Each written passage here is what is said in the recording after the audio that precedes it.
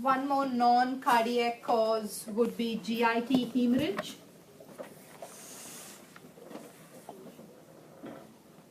Upper GIT hemorrhage. Now we talk about, sir, your answer. Myolysis. Okay, myolysis is nothing but splitting of muscles.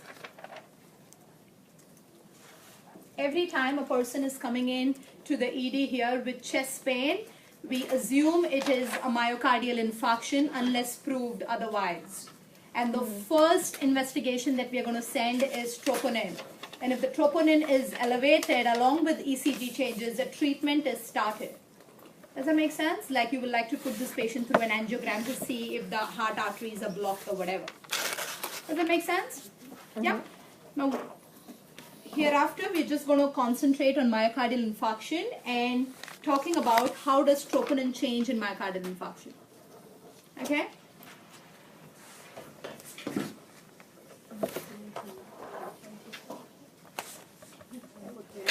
Infarction means cell necrosis. The cell is dead.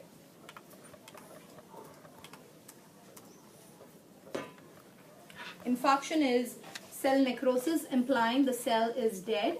Myocardial infarction, because it is infarction and because there is cell necrosis, there is going to be release of troponin. And which two troponins are very specific for MI? It is troponin I and troponin T. Very, very specific for MI. Troponin I and troponin T. If they give you an MCQ and then they say choose one, troponin I or T, of the two, which is most specific for myocardial infarction? Troponin T. Yes, Lavin. How long would elevated levels of troponin stay in the blood? Like how long? I'm just going to answer that question. How does troponin increase? When does it peak? And when does it come back to baseline?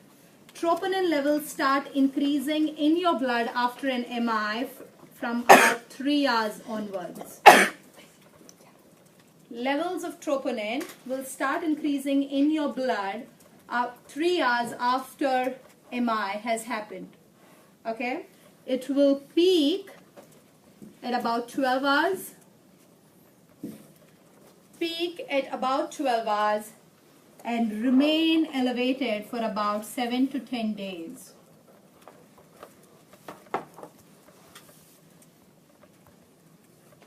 So troponin starts increasing in your blood 3 hours after an MI. 12 hours it's going to peak and then starts coming to baseline 7 to 10 days. Somewhere between 7 to 10 days it's going to come and hit baseline. Clear? Now, this is very important to understand. If somebody is coming in with all signs and symptoms of MI, okay, and if you measure the troponin levels and the troponin levels are low, you cannot say that the patient doesn't have a myocardial infarction and ask them to go away. You will have to keep monitoring them for at least the next 12 to 24 hours. Does that make sense? Why? Because it's that if the patient has presented within 1 hour of an MI, the troponin levels are not going to be increased. Does that make sense? And that is why monitoring for the next 12 hours is a must. Does that make sense? So would they always get someone with chest pain and overnight? If we know the cause, like chest pain can have 20 or causes. So you will try to evaluate all the causes. But if you think that this is MI, and MI, let's say the past history of the person is he has had a myocardial infarction in the past. So that puts him at a higher risk and there is no other cause that you could figure out, I will keep him in. Okay? But if there is some other cause, we will treat that cause and let him go. Or send him to the wards, whatever. Does this make sense? Yeah? So that's what you need to know. Rate of rise of troponin, when does it peak and when does it come back to baseline? Perfect. So that's troponin for all of us. Now let's talk about liver function test. They every year have at least 2 or 3 questions in your exam about liver function test. What are the things that we measure whenever we have to assess somebody's liver functioning? We measure their bilirubin levels. we measure the liver enzymes. And which are the liver enzymes? AST, which is aspartate transaminase. It's also called SGOT, ALT, alanine transaminase. It's also called SGPT, ALP, alkaline phosphatase,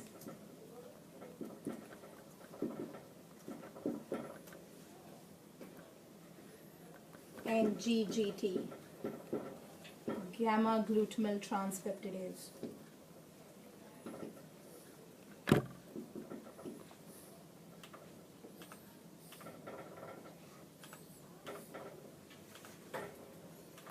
Hence, these are the 4 most important liver enzymes: AST, ALT, ALP, and GGT. Then finally, we measure the serum bilirubin, albumin, and prothrombin time.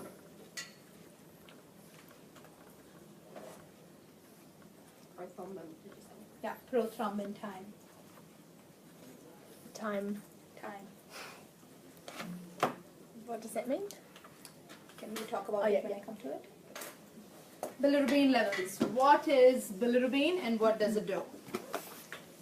Is it the breakdown of the red blood cells products? Beautiful. Hemoglobin, RBCs undergo cell death after 120 days. You know, right? 120 days is the lifespan of RBC. Where does it undergo cell death? It goes to the spleen where the RBCs are destroyed.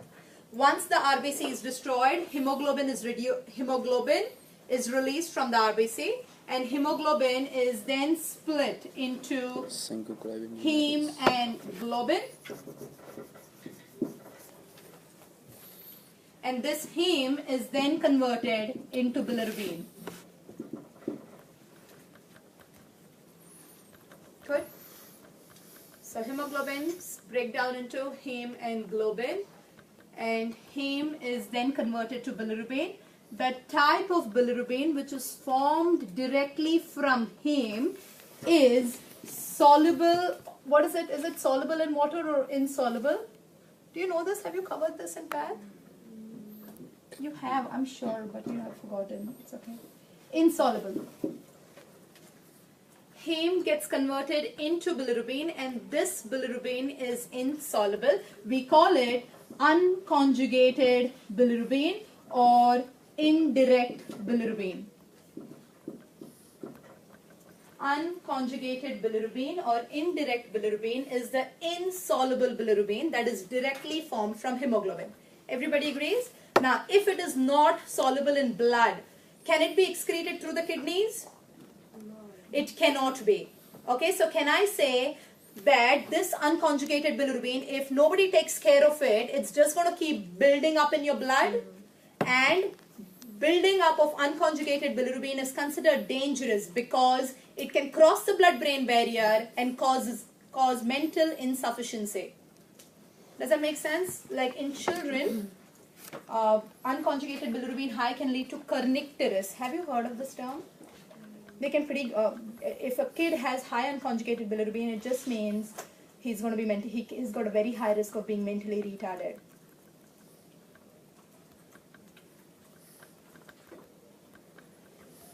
Good. Sorry, Rishad, what can cause it to build up again? Like, so if you've got I have kidney not failure- discussed that. Hold Okay. on, Lily. I'll talk about it. Patience. Unconjugated or indirect bilirubin and insoluble bilirubin. Now what happens to this? In order to prevent the buildup of unconjugated bilirubin, it's going to be taken into the liver. It's going to be taken into the liver where the liver enzyme UDP glucuronal transferase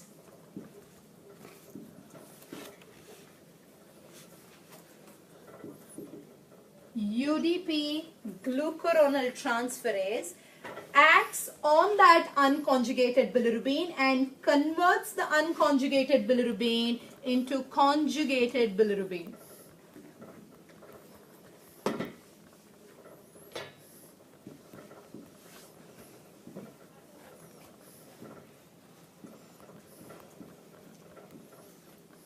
Conjugated bilirubin is direct bilirubin. Can I say it's going to be soluble bilirubin? Yeah. Beautiful.